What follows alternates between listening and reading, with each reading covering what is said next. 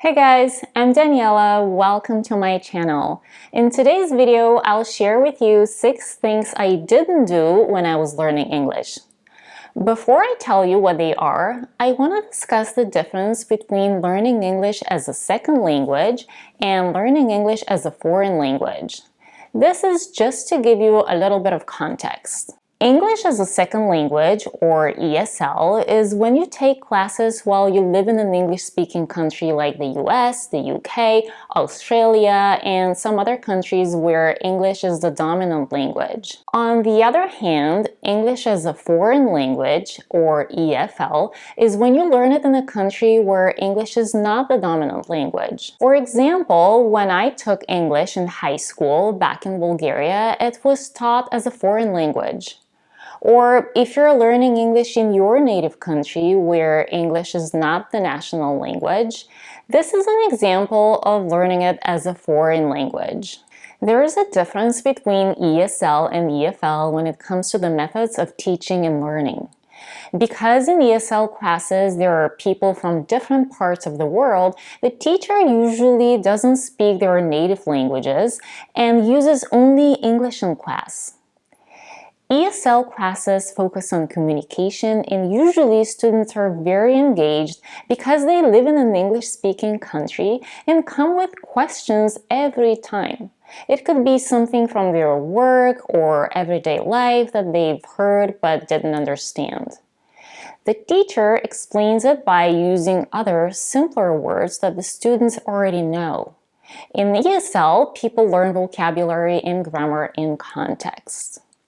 In EFL, on the other hand, all or most people in class, including the teacher, share the same native language, and because the teacher and students speak the same language, explanations about vocabulary and grammar are often in that other language as opposed to English. In EFL classes, the focus is on grammar exercises and translating vocabulary back and forth between English and the student's native language. People who have studied English as a foreign language can often recite the smallest detail from the grammar textbooks, but they have difficulty speaking because EFL classes focus on passing exams rather than communication. Now I want to share with you my personal experience about how I went from the worst EFL student to the best ESL student. I first started studying English in school back in my native country, where English was a mandatory subject. I knew that knowing English was a door to the world and I really wanted to be able to speak it, but I just couldn't force myself to open the textbook and drill the grammar and vocabulary exercises. So after years of such classes, I can honestly admit that I knew close to nothing. I was one of the worst students, maybe even the worst in my class. When I first came to the US, I could say separate words, but I had a hard time putting them together into a sentence. Then I enrolled in an ESL school and I loved the experience. All my classmates were from different countries and sometimes we had a hard time communicating because we didn't know many words, but it was so much fun. I knew why I wanted to become fluent. I had plans for my future here in the US. I wanted to go to college and eventually find a good job. And when you know why you're doing something, you're way more motivated. Also, the classes here in the US were so much fun. No one punished me for making mistakes. We had real conversations and were learning everything in context. I felt like I was really learning, and the more I learned, the more I wanted to learn. At some point, I started feeling like a totally new person than the one I was back in Bulgaria. Of course, hearing English everywhere helped a lot, I'm not gonna lie, but don't get discouraged if you don't live in an English-speaking country. With today's technology, you can learn from everywhere. Now, let me tell you what I actually didn't do when I was learning English in the US. The first thing is that I didn't look up words in the dictionary. When I heard a new word, I never looked it up in the dictionary because I knew that I was probably not going to remember it. Instead, I tried to understand the word in context, and once I did, it was easier for me to remember it. Of course, I try to use it in my own sentences to make it stick. So the key is to listen actively and not to panic if you hear a word you don't know. Try to understand the overall meaning by looking at the body language and paying attention to the other person's intonation. Eventually, you'll start understanding more and remembering more words.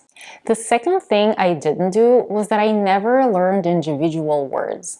Instead, I learned whole phrases and sentences, even from the very beginning. This helped me not only to understand in what context to use different new words, but it was also good for my pronunciation because I was learning how to connect different sounds together.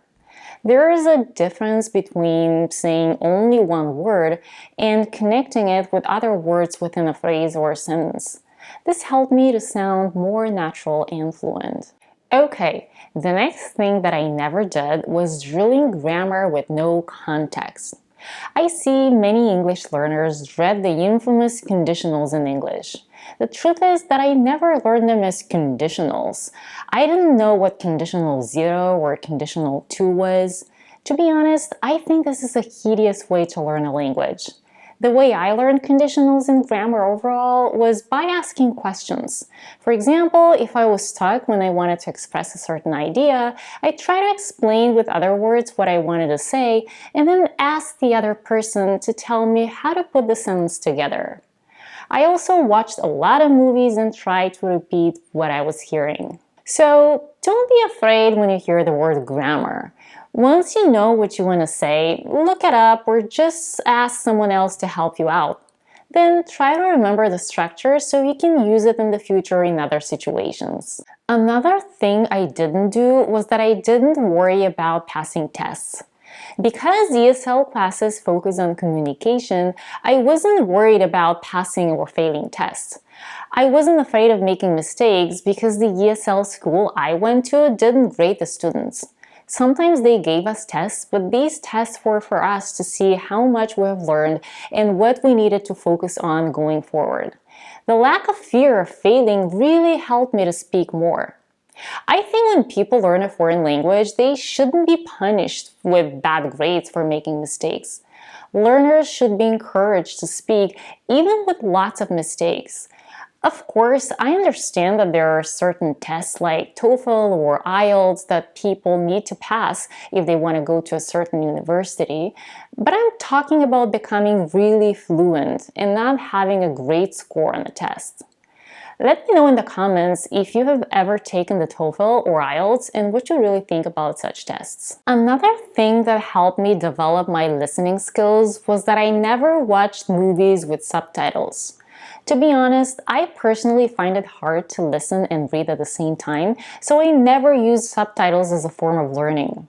I always focus on listening and understanding words in context, so this way I practice my listening skills as well. I know some people who rely on subtitles so much that they have a hard time understanding spoken words when they don't have them in a written form. But I understand that for some people, using subtitles works really well. They're able to focus on both reading and listening, and they claim that they learn faster that way. Every person is different, so choose what works best for you. But my advice is not to become too dependent on subtitles. By the way, let me know in the comments if you watch American movies with subtitles. And the final thing I didn't do was that I didn't try to find the rule for every single grammar nuance. Knowing grammar rules is great, but every language has its own irregularities. After all, this is a language, not math. I realized this very quickly and stopped trying to understand every little detail. As my ESL teacher used to say, some things you just need to shut up and memorize. These were her words, not mine, but I totally agree. The truth is that the more I communicated with others, the more I started to feel how to express different thoughts. Everything I shared is what has worked for me, but remember that everyone is different. Don't be afraid to try different things when you're learning a foreign language. If something doesn't work, don't get frustrated, just try another method. Just enjoy the experience and don't let mistakes discourage you. Also, don't focus just on the language because understanding the culture is also very important. By the way, I have 2 other videos where I discuss American culture and what surprised me when I first moved to the US. Make sure to check them out. I'll leave the links right here. Okay guys, that's it for today's video. Thank you so much for watching. Let me know in the comments what methods you use to learn English or any other foreign language. If you enjoyed this video, give it a like and don't forget to subscribe if you haven't done it yet. Also, click on the bell button so that you know when I post a new video. Bye!